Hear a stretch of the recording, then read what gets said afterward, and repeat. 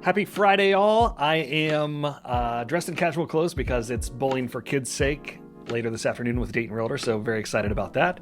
But here to talk about the headline that I've been getting multiple calls and emails and text messages about for the last hour or two. And it's not a good one. It's not what I wanted to have happen on my Friday afternoon. NAR agrees to sweeping changes in $418 million commission settlement.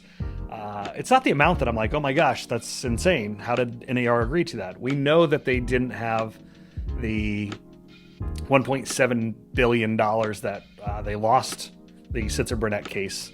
They didn't have the money, especially if it was trebled, so 5 point whatever billion dollars.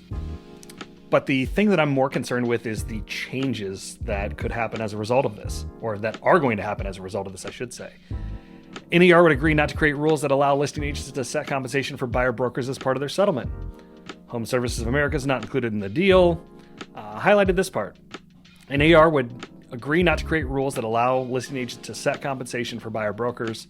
Offers of compensation wouldn't be displayed in the MLS. That's what I've been warning you about. Buyer broker agreements are going to be required. I'm going to head over to this article. Scroll down. This is the press release that they just put out. I've actually redone this video like 3 times because I keep getting more information. First, I was sent the New York Times article, which I'll get into it here in a second. Then I was sent the Inman article, and then obviously was sent this one. So in addition to the financiar payment, NAR has agreed to put in place new MLS rule prohibiting offers of broker compensation in the MLS. This would mean that offers of compensation could not be communicated via the MLS, but they could continue to be an option consumers can pursue off MLS through negotiation and consultation with real estate professionals. Further, NAR has agreed to enact a new rule that would require MLS participants working with buyers to enter into written agreements with their buyers. Guys, buyer broker agreements are going to be required. I just talked about it. I'm doing actually a presentation next Wednesday. It may change now that this has been established, but state of Indiana just said July 1. This is going to happen. I said it's going to be coming to a state near you. There's already 19 states, I believe, that have been doing this. We made it mandatory for our company earlier this year. But these changes will go into effect mid-July 2024. So you have, March 15th?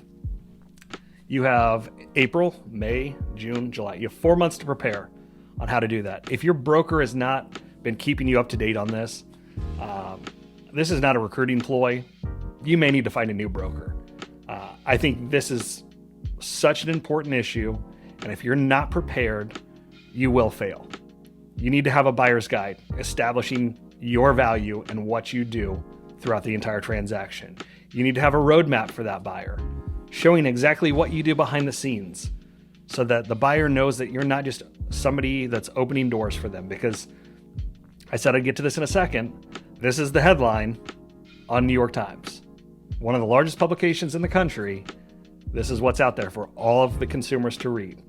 And all they see is it will drive down housing costs. So you have to be prepared to defend your value and establish your value with that consumer. You have to have that buyer broker agreement in place. You have to have meetings with them, just like a listing presentation, where you're showing them exactly what you do to help them throughout the entire process. So changes are coming, guys. I hate to be the bearer of bad news. I don't want you to be scared. I want you to be prepared. And I'm going to be doing a webinar on this. So if you guys want an invitation to that, it's going to be early next week. Just drop it in the comments below, or if you got this via email, reply back, yes, I'll make sure you get an invite. So make it a great weekend. Again, don't be scared, be prepared. And yeah, we'll see you on the next Tech with Ty.